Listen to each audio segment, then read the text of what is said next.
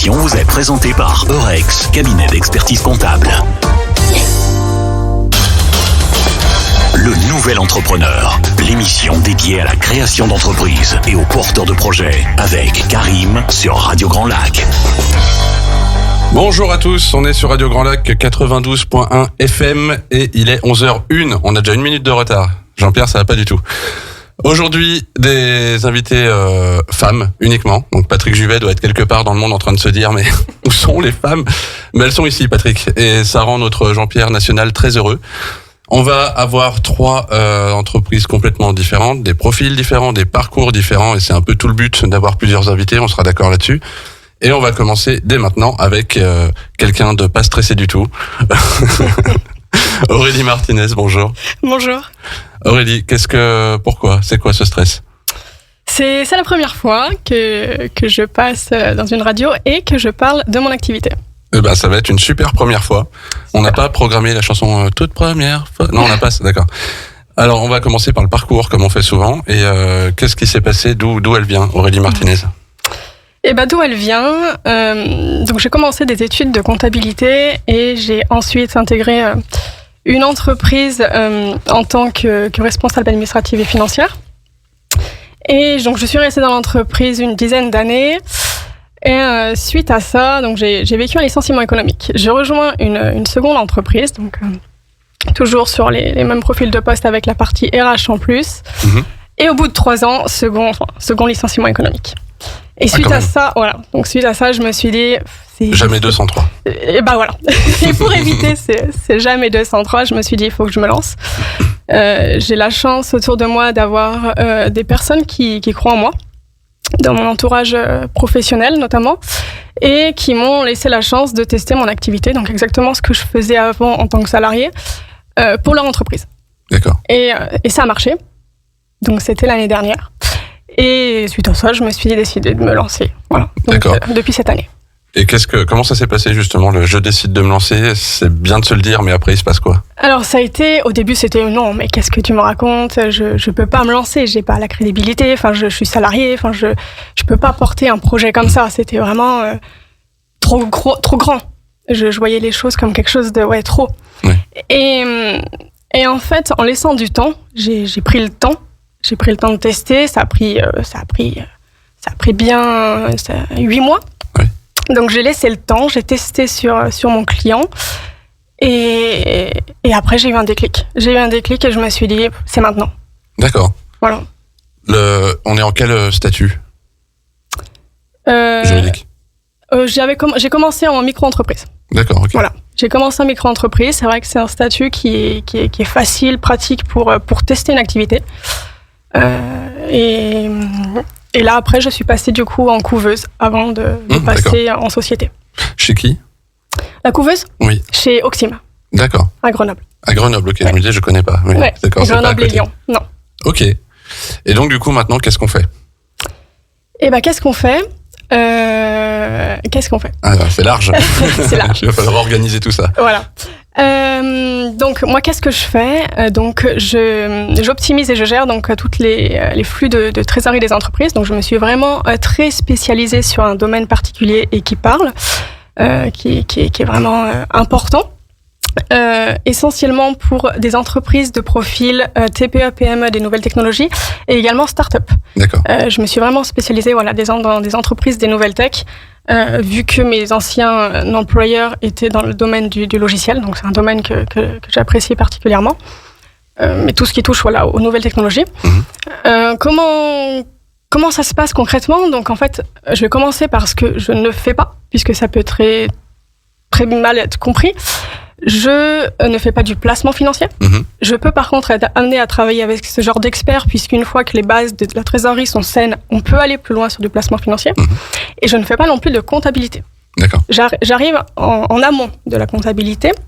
Et justement, je collabore beaucoup avec les cabinets comptables, puisque ce que je mets en place dans l'entreprise permet justement de faciliter les flux comptables. D'accord. Pour faciliter aussi le travail du cabinet comptable.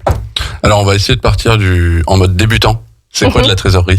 La trésorerie, c'est tout simplement les flux entrants, les flux sortants. C'est vraiment l'argent au quotidien, ce qu'on voit concrètement. C'est voilà. Par exemple, les paiements clients. Par exemple, quand on doit payer les fournisseurs. Tout ce qui est lié à ça. Alors c'est beaucoup plus vaste que ça, bien évidemment, puisque quand j'accompagne une entreprise, je touche autour des process administratifs, des process comptables, comment gagner du temps. Moi, l'idée, en fait, c'est de faire gagner du temps aux personnes de l'entreprise, mais également aux dirigeants. Puisque vu que j'accompagne des startups, généralement les startups, c'est des entreprises qui sont pas encore forcément staffées et elles n'ont pas d'assistante administrative ou de responsable administratif, voilà, des personnes pour faire ce genre de travail. Donc c'est généralement les dirigeants qui s'occupent de ces tâches.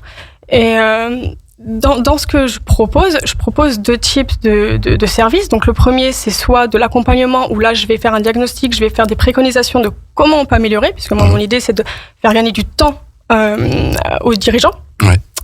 Et ensuite, je peux aussi l'accompagner sur du changement de process, mais également de l'implémentation logicielle. D'accord.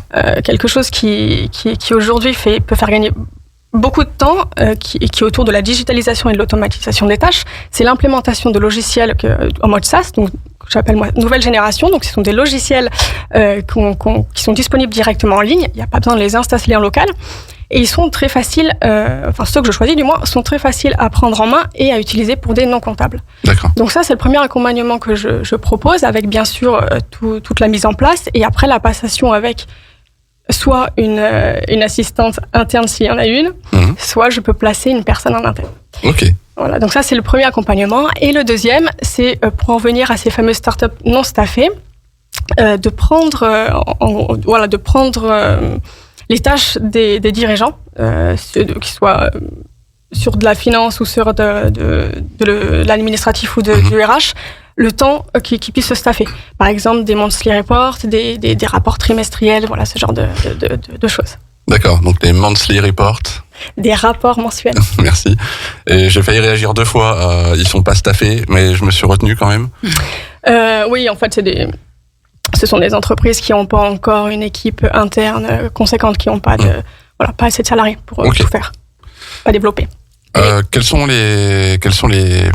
quel moment en fait on fait appel à vous? Quels sont les problèmes qu'on rencontre en gros avec la Trésor et pourquoi vous intervenez? Pour le profil startup, généralement on fait appel à moi soit avant la première levée de fonds, soit après la première levée de fonds. Pourquoi on fait l'appel à moi? Tout simplement puisque la trésorerie, en fait, beaucoup d'entrepreneurs ne s'en occupent pas tant qu'il n'y a pas de problème. En fait, on se dit, il y a de l'argent, ça va, il n'y a pas de souci, on s'en occupera quand il y aura un problème.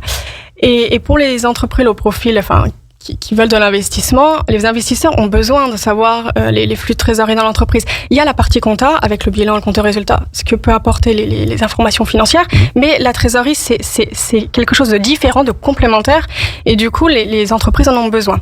Donc pour les profils start-up, c'est à ce moment-là, et pour les TPE, PME, ça peut être tout au long de la vie, mais plus tôt c'est mis en place, c'est structuré, c'est carré, plus loin on peut aller et avec un gain de temps considérable. Ok.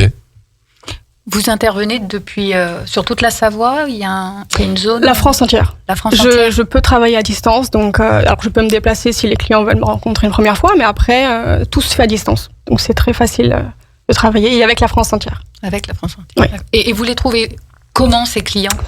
Alors c'est là où le réseau est important, puisque je les trouve sur recommandation. D'accord. C'est beaucoup de recommandations, oui. D'accord. Il y a des exemples d'intervention, quelque chose Oui, j'ai déjà accompagné quelques clients et j'en accompagne toujours un, puisque dans ce que je propose, quand j'implémente du logiciel, certains veulent que je reste justement pour continuer à faire la maintenance, à faire le lien avec l'éditeur et puis mettre à jour les process. Donc voilà, pour un client, j'ai installé 2 solutions logicielles, une de trésorerie qui s'appelle Figure, et l'autre qui est un peu plus générale comptabilité, qui s'appelle Pennyline. Voilà, et j'ai aussi mis en place, j'ai revu en fait les process internes, et pour l'anecdote, ce qui était intéressant pour ce client, c'est qu'en faisant le diagnostic, je me suis rendu compte que la personne qui était en interne, qui gérait la partie admin et compta, faisait la même chose. Il y avait des tâches doublons par rapport au cabinet comptable. Et du coup, voilà, ça a permis de déceler ça et de choisir qui faisait quoi. D'accord, ok. De faire gagner du temps. Ok. C'est quoi alors déjà, parce que la voix qu'on a entendue tout à l'heure, ce n'était pas moi. Il aurait bien chanté. C'était notre invitée suivante, Anne-Sophie Boué. Est-ce que MAP73, on a quelque chose à demander? Tout est dit. Eh ben super. Très belle présentation. Merci MAP73 de cette intervention ô combien pertinente. Ça serait quoi le conseil à donner à des gens qui veulent se lancer? Entourez-vous bien. Appelez-moi. Non, le premier conseil, ce serait de bien s'entourer. Pas uniquement famille, amis, entourage perso, mais plus là de personnes professionnelles, enfin faire un réseau professionnel. Et se confronter peut-être, parce que la famille et les amis sont souvent d'accord avec nous. Voilà, c'est ça. Donc c'est pas du tout c'est bien pour avoir la motivation, enfin pour être encouragé, mais c'est pas suffisant. Et puis rencontrer du monde, rencontrer aussi des personnes qui ont des profils leaders, qui nous poussent vers le haut, qui nous font sortir de cette zone de confort. Oui, mais alors je peux pas rencontrer tout le monde en même temps, donc je vais faire ce que je peux. Je ferai de mon mieux, mais chacun son tour. Il est humble, bien sûr. Alors, comment on fait pour contacter Aurélie? D'ailleurs, il y a un nom d'entreprise, hein, on dit Aurélie Martinez depuis le début, mais il y a aussi une enseigne. Le nom, c'est Optima. Pourquoi donc? Parce que ça s'entend pas. Eh ben oui. Alors Optima, donc pour l'optimisation, puisque moi l'idée c'est toujours optimiser au mieux. Exactement. Et ça s'écrit AUPTIMA, parce que Aurélie a eu les premières lettres de mon prénom et Martinez donc pour le MA de Optima. Mais je m'étais demandé en plus. Et ben voilà. Je me suis dit pourquoi il y a AU au début. Ok. Ben, c'est ça. Je comprends mieux. Et comment on vous contacte? Pour me contacter, donc c'est via mon LinkedIn. Je suis contactable là-dessus, donc à Aurélie Martinez, tout simplement. Mon adresse mail pro qui est aurélie.martinez.pro@gmail.com. Ok. Alors aujourd'hui, c'est marrant parce que ça fait plusieurs émissions que les gens ont un réflexe étrange quand je dis comment on vous contacte. Ils balancent leur numéro de téléphone. Le truc que j'avais pas entendu depuis très longtemps. Mais donc non. Non. Pas forcément. LinkedIn, okay. C'est mieux. Bon, alors ce sera LinkedIn, Optima, Aurélie Martinez et on revient juste après la pause. La radio de l'identité locale à Aix-les-Bains et autour du lac du Bourget, Radio Grand Lac sur 92.1. Cette émission vous est présentée par Eurex, cabinet d'expertise comptable. Le Nouvel Entrepreneur, l'émission dédiée à la création d'entreprises et aux porteurs de projets avec Karim sur Radio Grand Lac. Et nous sommes de retour, deuxième partie du Nouvel Entrepreneur sur Radio Grand Lac, avec cette fois-ci une petite voix qu'on a déjà entendue en première partie. Bonjour Anne-Sophie. Bonjour Karim. Comment ça va? Très bien. Ça va très bien. On va parler d'un sujet particulier, vaste, plein de possibilités, et souvent négligé. Oui. Peut-être aride, on va le rendre sympathique. On va le rendre sympathique et surtout on va essayer de pas faire peur. Donc, Anne-Sophie Boué, on est agent général chez AXA. Chez AXA. C'est facile en plus, il n'y a que 3 lettres. Il n'y a que 3 lettres, voilà. Donc c'est plutôt bien. On va me retenir du coup. Voilà. Donc je suis agent général, prévoyance et patrimoine. Mon cabinet est spécialisé dans la protection financière des personnes. Ok. On va commencer par le parcours. D'accord. Comme on fait souvent, comme on fait tout le temps. Comme on fait maintenant. Oui, je suis très Édouard Béresque parfois. Donc Anne-Sophie, le parcours c'est quoi? Est-ce que d'abord on a toujours fait de l'assurance ou il y a eu d'autres choses avant? J'ai toujours été conseiller financier d'une manière ou d'une autre. En fait, j'ai fait une école de commerce, management, finance, enfin le gros classique, on va dire. Et déjà à cette époque-là, j'étais toujours en stage ou job d'été dans les banques. C'était mon truc. D'accord. Conseiller sur les finances, la gestion de compte. Ok. Donc j'ai fait à peu près plusieurs entités bancaires et assurantielles et à peu près tous les postes puisque j'ai été au guichet, j'ai été en back-office. Back-office, c'est là où on fait la gestion de dossiers. J'ai été conseiller pro, j'ai été conseiller particulier, je me suis occupée d'entreprise. Je suis même allée jusqu'à être directrice d'agence bancaire. D'accord. Donc management. Et j'ai eu d'autres entreprises, notamment du courtage en prêt et en assurance. Donc vous faites partie de ces dirigeants qui connaissent les métiers. Je connais beaucoup de métiers, tous liés au conseil financier, mais oui, beaucoup de métiers, J'ai jamais arrêté l'école en fait. Alors je sais pas si est-ce que on a un avis là-dessus. Est-ce qu'un dirigeant qui a déjà exercé tous les métiers qui concernent sa branche sera un meilleur dirigeant que celui qui est juste un gestionnaire d'entreprise au final? Alors ça, je saurais pas dire. Je peux pas savoir comment le gèrent les autres. C'était le moment de s'envoyer des fleurs. Mais je vais y arriver. J'essaie d'être discrète. En fait, je pense que quel que soit son métier, on est contraint d'être toujours à la page. Enfin, alors moi notamment dans tout ce qui est gestion de patrimoine, finance, assurance, l'économie bouge continuellement. Déjà tous les ans avec les lois de finances, et puis les besoins des personnes changent, les vies économiques et sociétales changent, et on se doit de s'adapter. Mais je pense que c'est pas lié à mon métier, c'est lié à tous les métiers existants. On se doit, pour notre clientèle, pour les gens qu'on rencontre, d'être formé au maximum. Puis même pour soi, c'est enrichissant. Bien sûr. Alors du coup, comment on passe de la direction à l'entrepreneuriat ? C'est pas le management n'a pas été l'expérience de ma vie dans le sens où je n'ai pas un très bon souvenir. Alors, je reviendrai très certainement à un moment à être manager, mais de ma propre équipe. C'est tout simplement que quand on est dans une banque ou dans une assurance sur des postes de direction, on nous impose un management, on nous impose une façon de faire. Et à mon sens, des procédures, c'est plus de la gestion de personnel. On perd un peu d'humanité. Donc, je dirais que mon dernier poste ne s'est pas très bien passé au moment du Covid, c'est une réalité, parce que j'ai 2 enfants petits, j'ai dû les garder, et donc c'est confronter les besoins et décisions d'un groupement bancaire avec la réalité de la vie. Oui. À ce moment-là, j'ai été contactée par AXA, qui avait vu passer mes CV et mes profils sur les réseaux, et qui, dans leur cadre de recrutement des agents généraux A2P, recherche des personnes qui ont diverses expériences entrepreneuriales, différents métiers, justement pour avoir une richesse face à nos prospects, à nos clients. D'accord. Et donc Léa, que vous avez déjà rencontrée... elle n'est pas terroriste. Voilà, elle est venue me chercher. Clin d'œil à Louise Attaque qui nous écoute certainement. Ah oui, j'espère. Donc voilà, donc Léa est venue me chercher, m'a convaincue de reprendre une entreprise, puisque comme j'avais fait déjà une faillite, j'ai aussi cette expérience-là, je craignais en fait de redevenir entrepreneur, de redévelopper, parce que je n'ai pas acheté de clientèle chez AXA. Sur ce réseau-là, on nous demande de chercher nos propres clients. Je dirais que les personnes dont je gère le patrimoine et les assurances aujourd'hui, je les connais, je connais leur famille, je connais leur identité. J'ai cherché à avoir le même métier parce que j'aime le conseil, j'aime aider, mais je suis certaine que dans ces métiers-là, on peut le faire de manière complètement humaine et généreuse. Voilà, avec humilité, en écoutant les personnes. Derrière, effectivement, on a des produits qui sont arides. C'est pas le métier le plus sexy de la planète, mais il y a moyen de rendre les choses accessibles et fluides. Ok. Alors du coup, ça consiste en quoi ? Qu'est-ce qui est proposé ? Donc moi, je m'occupe de protection financière. Alors déjà, c'est tout ce qui touche à la prévoyance. Donc décès, arrêt de travail, l'invalidité et la santé. Ça, c'est mon cœur de métier. C'est l'assurance de personnes. Alors une fois que j'ai assuré ce risque-là, qui est un risque immédiat, j'assure le risque différé, c'est-à-dire la retraite. C'est-à-dire le risque d'être en vie dans 30 ans et puis de ne pas avoir les revenus qu'on aurait voulu. Et puis, si je ne fais pas ça, en fait, je m'occupe de tout ce qui est de l'épargne des clients, l'optimisation fiscale, la transmission et la gestion de trésorerie. En fait, d'entreprise. À la fin de l'émission, petit hasard. Combat.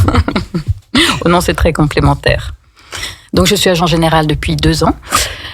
J'interviens depuis Aix-les-Bains. Alors, à l'heure actuelle, mon cabinet est à Tresserve, mais je vais avoir des locaux à partir de janvier 2024, avenue Marlioz. Et après, je vais là où le vent me porte. D'accord. Je ne travaille que par recommandation de mes clients, de collègues, de partenaires qui me disent j'ai bien aimé ton approche. Est-ce que tu peux contacter un tel ou un tel ? D'accord. Qu'est-ce qu'on dit à des personnes qui se demandent si on a besoin de ces produits-là ? Alors déjà, c'est pas moi ma démarche. Je vais revenir sur ma démarche parce qu'elle est très différente par rapport à d'autres, à d'autres entités d'assurance, assurantielles, parce qu'on nous confond souvent. AXA me donne la possibilité, en étant mandataire exclusif sur ce réseau de prévoyance et patrimoine, grâce à une méthode précise, de trouver des solutions qui sont complètement simples, efficaces et cohérentes, et qui sont toujours appropriées à la situation du moment. Donc en fait, quand je prends rendez-vous chez un client, je fais ce qu'on appelle un bilan social et patrimonial. Ce bilan, il est fondé sur 5 principes. Les principes sont, bêtement, aucun de vous, autour de cette table, n'est à l'abri d'une maladie grave ou d'un accident. Voilà. À la limite, pour répondre à la première question, c'est un peu ça. Si on a un accident quand on rentre chez soi, on va tout de suite se demander, est-ce que mon conjoint a suffisamment pour vivre ? Mince, si jamais je m'en remets pas, est-ce que les enfants pourront continuer leurs études ? C'est le second principe. On a un troisième principe qui est heureux, c'est qu'on a tous envie de pouvoir prendre sa retraite, c'est le sujet du moment, et si possible avec un revenu confortable qui nous permette de voyager, d'aider les enfants, puis surtout d'être à la charge de personne.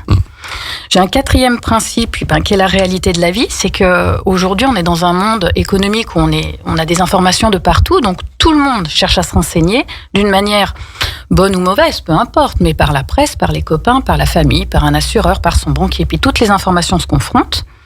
Et donc, en fait, quand j'arrive, mon cinquième principe, c'est que personne ne m'attend. En fait, quand j'arrive, on n'a pas vraiment besoin de moi.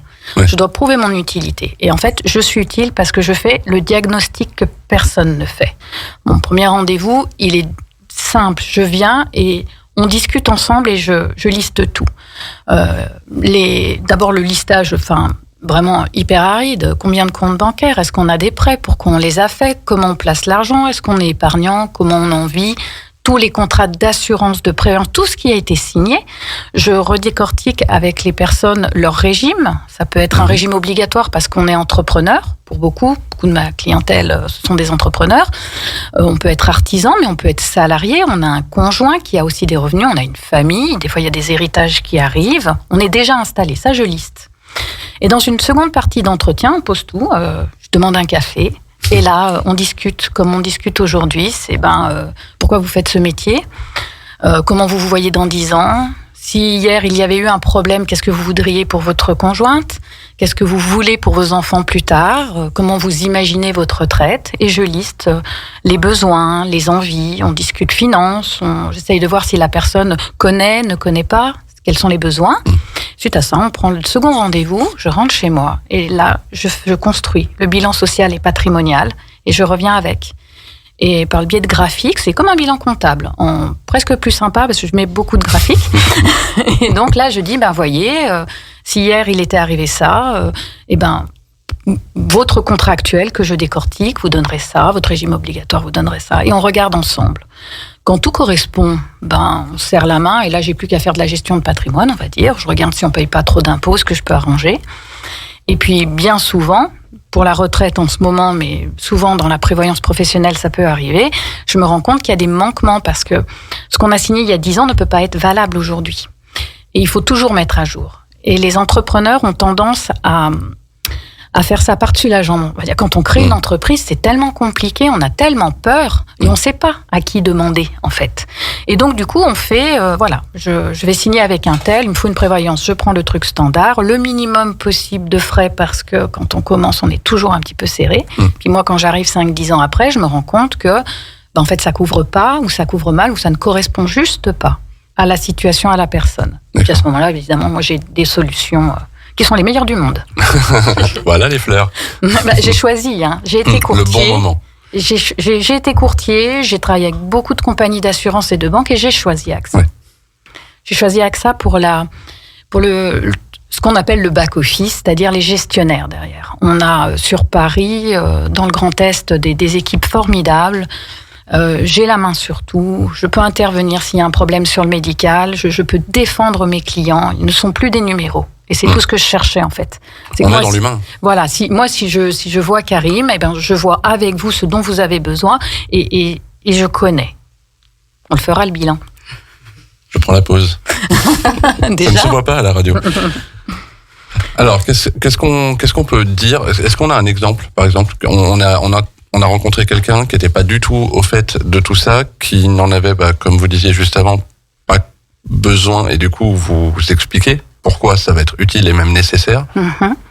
Ça m'arrive sur les créateurs d'entreprises, mais j'arrive quand je suis sur du créateur d'entreprise, la difficulté, il est le financement, parce qu'ils ont peu d'argent, et ça m'arrive surtout sur des situations installées où je me rends compte tout bêtement, un entrepreneur qui débute n'a pas des bilans formidables, donc n'a pas un revenu formidable, et souvent les assurances sont ce qu'on appelle indemnitaires. C'est-à-dire qu'on prend un pourcentage de ce qu'ils ont gagné, on enlève la sécu, c'est le standard, et puis le reste, c'est ce qu'on donne quand la personne est malade.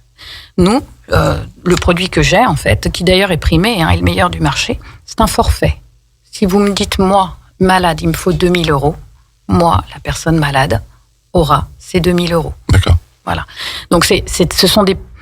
On a un produit qui est extrêmement complet. Je veux dire, moi, quand je travaille sur la prévoyance pro ou la retraite, on peut dire que j'ai le superbe château de la princesse Disney, avec la totale, hein, le tapis rouge, les volets roulants, tout, la cheminée.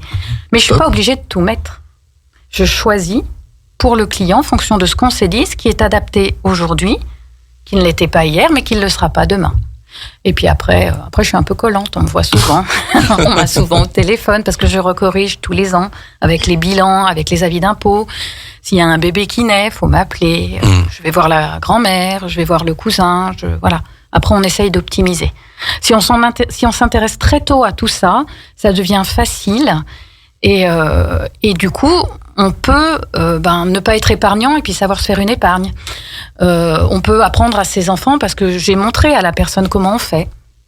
On sécurise en fait les entrepreneurs et je sécurise les personnes et les familles. D'accord. Donc, vous avez choisi Oui, AXA. j'ai choisi AXA. Les meilleurs. Les meilleurs. C'est ça. C'est un gros réseau, on est partout, c'est partout en France. Mais c'est pour ça, oui, c'est partout en France. Mais alors c'est très étonnant parce que c'est une identité très lourde d'histoire. Et en fait, ils ont créé en 1957 ce réseau. Alors il est encore très peu développé sur Rhône-Alpes. Il est plus développé, par exemple, vers Marseille ou vers Paris. Grande ville. Mais nous, là, on est en plein développement. On n'est pas très nombreux. Par contre, on a un vrai engagement auprès de la société pour le conseil sur la prévoyance et le patrimoine, et même un vrai engagement écologique. C'est-à-dire que moi, aujourd'hui, je suis agent engagé. C'est-à-dire que je m'engage dans la vie sociale, je participe à des réseaux pour les créateurs d'entreprises, je participe, par exemple, aux aides alimentaires, je cours pour des associations de lutte contre le cancer. En fait, je gagne ce qu'on appelle des petites pétales. Je m'engage auprès de la société de manière à coller aux besoins économiques et sociaux des personnes que j'ai en face de moi. Et toutes les solutions que j'apporte sont liées à ça.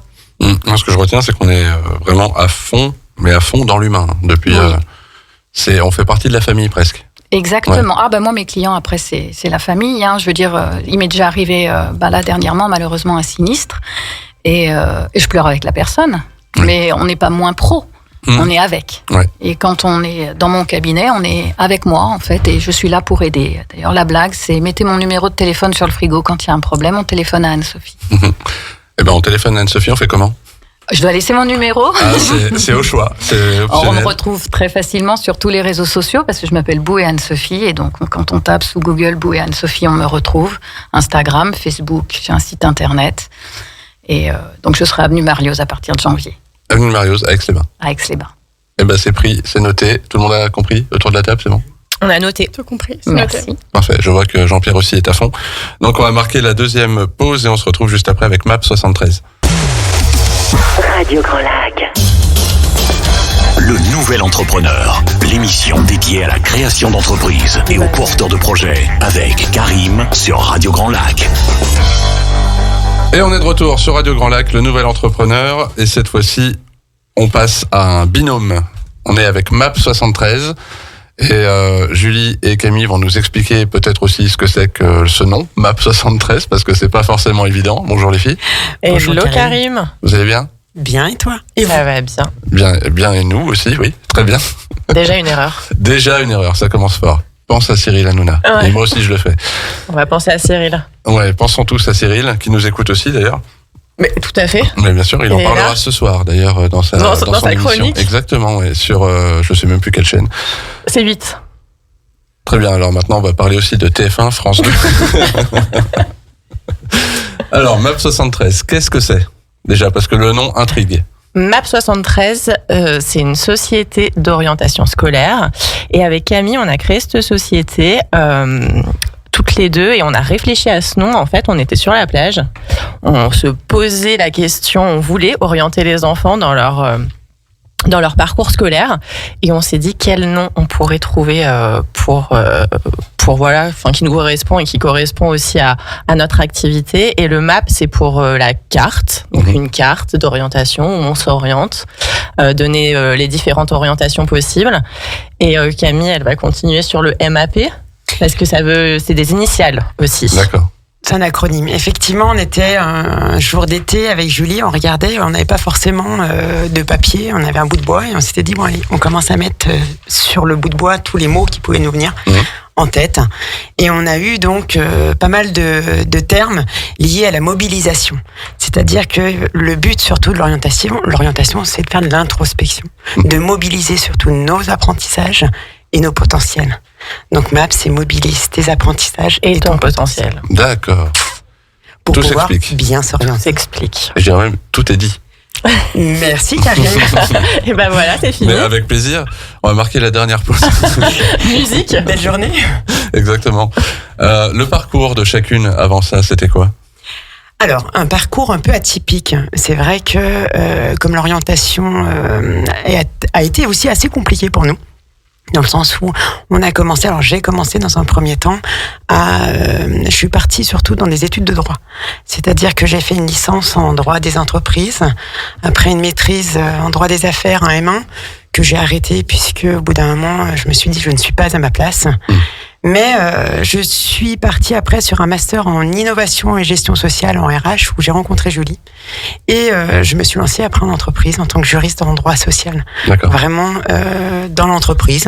Et je m'étais dit, voilà, c'est plus ou moins les ressources humaines, plus ou moins un secteur où il y a de l'humain. On s'était dit, bon, bah, pourquoi pas, je me suis dit, pourquoi pas travailler dans ce secteur. Et en fin de compte, la réalité était complètement différente. On s'est retrouvé plutôt à gérer de la masse, surtout des entreprises. J'étais plus spécialisée dans les entreprises en plan de redressement, etc. Donc liquidation, plan de redressement. Donc là, on parlait pas forcément d'humain. Donc ça a été compliqué. Et après, je me suis réorientée. J'ai été donc licenciée économiquement. Et pendant cette phase, je me suis dit, qu'est-ce que je vais pouvoir bien faire ? L'humain m'intéresse.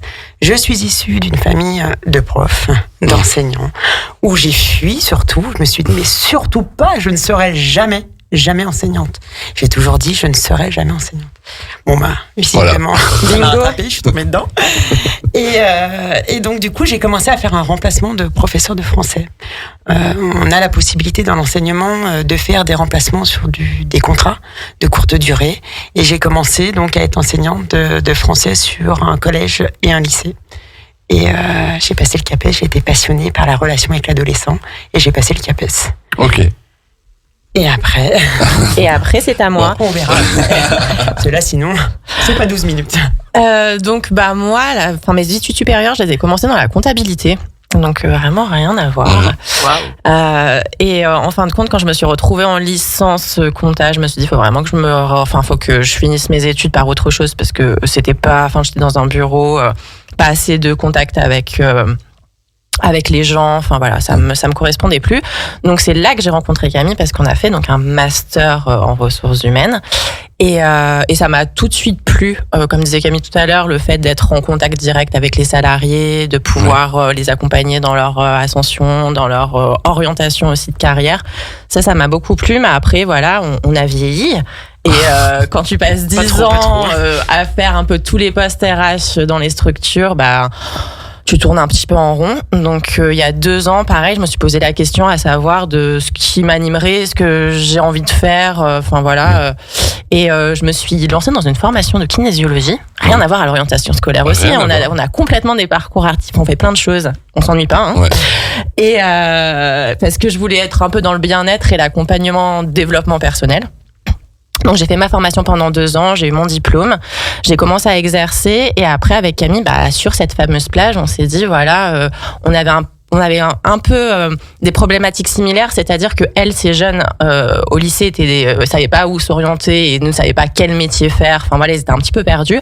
Et moi, je me retrouvais avec des salariés qui étaient dans leur job complètement démotivés, qui subissaient leurs 5 jours sur 7 dans les boîtes. Et on s'est dit mais comment ne pas en arriver là et comment mettre en fait juste les bonnes personnes au bon endroit. Comment trouver en fait les bons jobs. Enfin comment trouver ce qui nous fait vibrer quoi. En gros, même si c'est pas toute une vie, mais déjà faire un métier en fait qui nous anime et qui nous plaît pour pas subir cette problématique, que ça soit en entreprise ou que ça soit chez les jeunes qui font des formations qui leur plaisent pas du tout.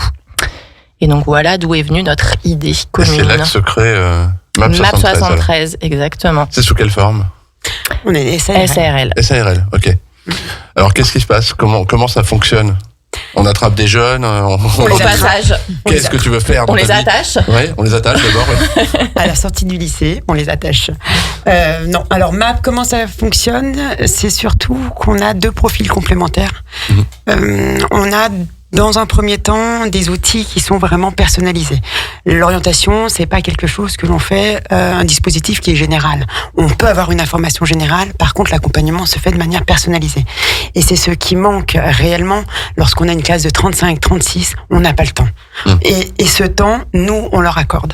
On accorde ce temps, on accorde vraiment la possibilité aux jeunes de faire cette première partie d'introspection. Et là, Julie intervient vraiment sur cette partie-là, où elle va travailler sur des indicateurs de personnalité, des testings, des sortes de bilans de compétences. Alors, j'aime pas trop dire le mot bilan de compétences, c'est plus du testing. C'est apprendre à se connaître, en fait. C'est mettre ses compétences en lumière, mettre sa personnalité, parce que moi, je pense qu'on n'est pas tous faits pour les mêmes choses et on a des aptitudes, en fait, à mettre en lumière pour savoir, en fait, où on va performer et où on va se faire plaisir. Ouais. Et donc, je les prends en main dès le départ, en fait, pour leur poser plein de questions, pour faire plein de tests avec eux, pour qu'ils apprennent, en fait, juste à se connaître. Et c'est la base. Si on se connaît pas, en fait, on peut juste pas s'orienter. C'est impossible. Et donc après cette belle période d'introspection, on revient sur quelque chose de plus académique. Donc là, c'est plutôt de refaire le point sur leur parcours. Parce que effectivement, on peut avoir un rêve, on peut avoir les compétences, mais des fois, on se retrouve un peu coincé avec le parcours académique. Donc, à partir de cela, c'est pas bien grave. On dédramatise. C'est pas parce que ce jour-là, on n'a pas choisi la bonne spécialité que c'est terminé. On ne pourra pas aller dans ce métier. Donc, le but, c'est surtout de leur proposer un plan à court terme, à moyen terme, et se dire que c'est pas bien grave. Il y a des passerelles. Il y a plein de choses à faire. Il y a plein d'actions à mettre en place, et on leur présente quelque chose sur du court et du moyen terme pour dédramatiser cette orientation. D'accord.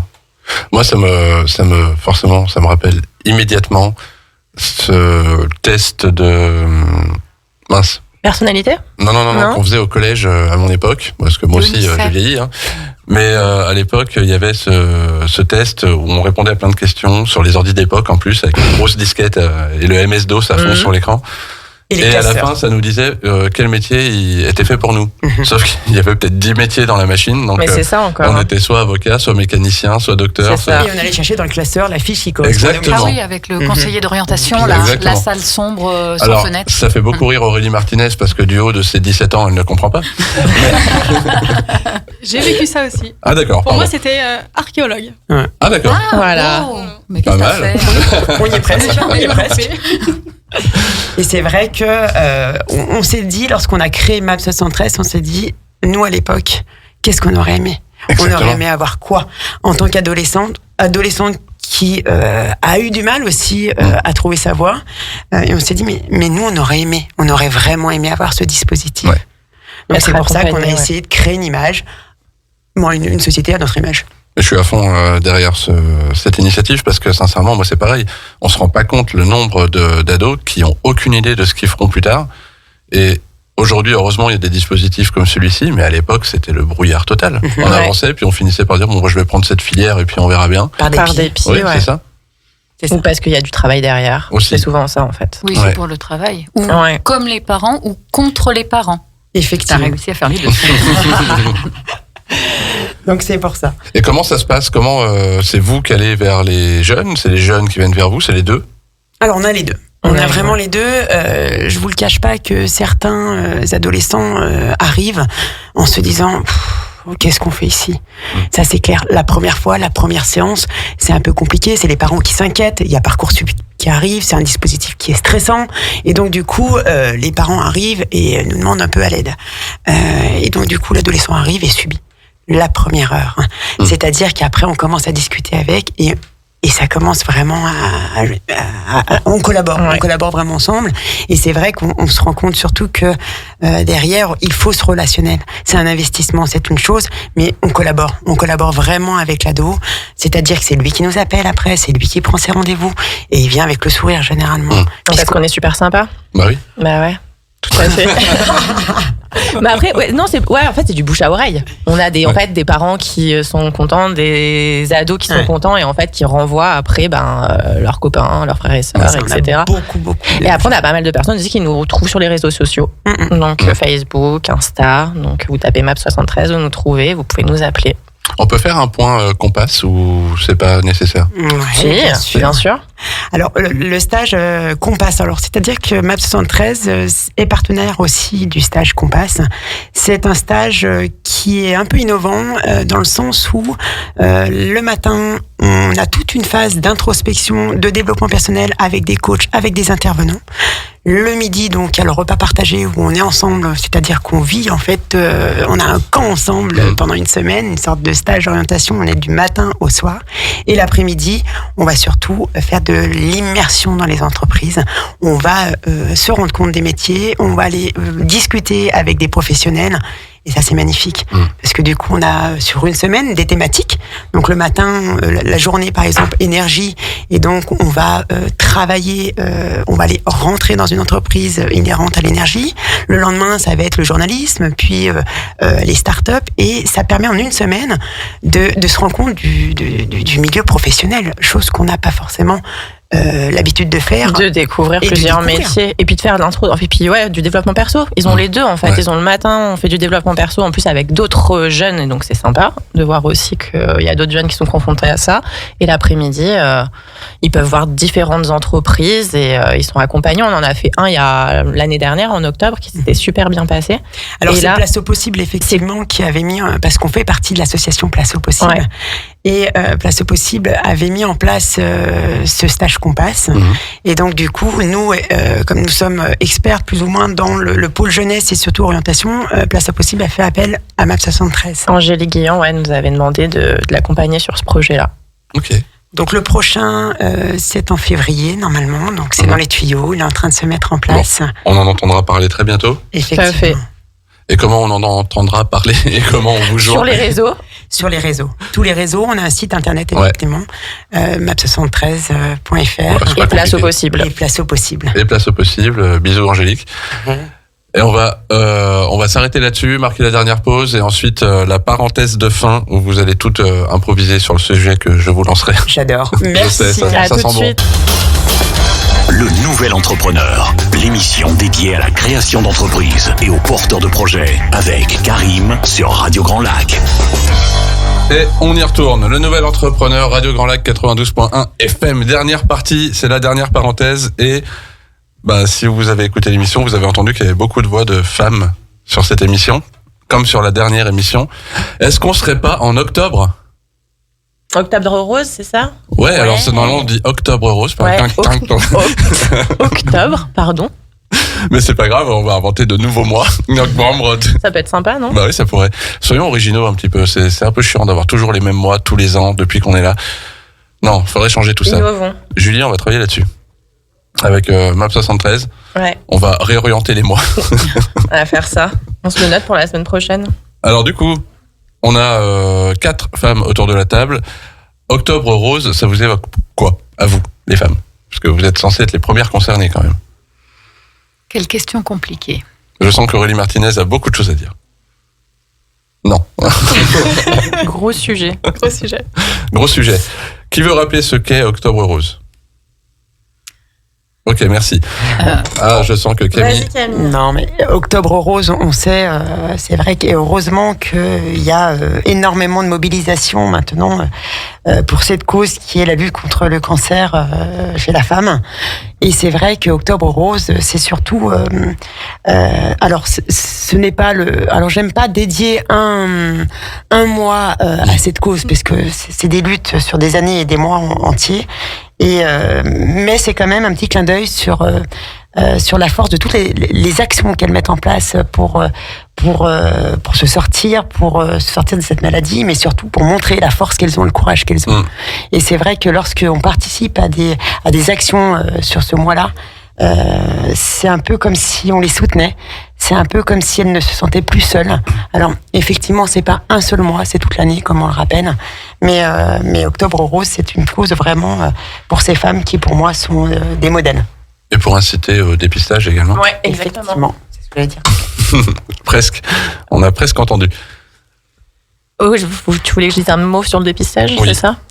Non, mais Camille, elle l'a très bien expliqué, mais c'est ça, ouais, c'est surtout, et c'est déjà pour les accompagner et les soutenir, mais c'est aussi en fait pour inciter les femmes à aller se faire dépister et voilà, à prendre rendez-vous et à en fait, vous ne le voyez pas, mais il est mort de rire. Il se prend un fou rire C'est pas vrai du tout. sur Octobre Rose, sur cette belle cause d'Octobre Rose.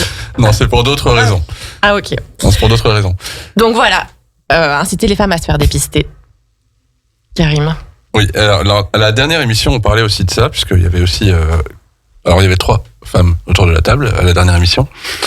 Et donc oui, effectivement, un mois pour une cause, c'est quand même... Bon, c'est bien de le faire, mais est-ce que ça a vraiment du sens au final, puisque c'est toute l'année qu'on est censé s'en occuper? Aux États-Unis, il y a eu beaucoup de bruit quand a été proposé le mois de la culture noire. Alors là, ça a été une déferlante de non, stop, on arrête ça, c'est tout le temps. C'est pas juste un mois où on parle de la culture noire.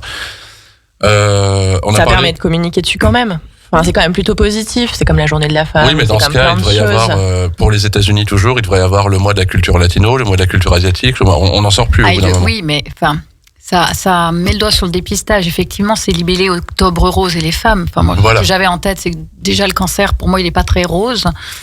Voilà. Et justement, la dernière émission, on se demandait s'il y avait un mois pour sensibiliser au cancer du côlon, ce serait quelle couleur?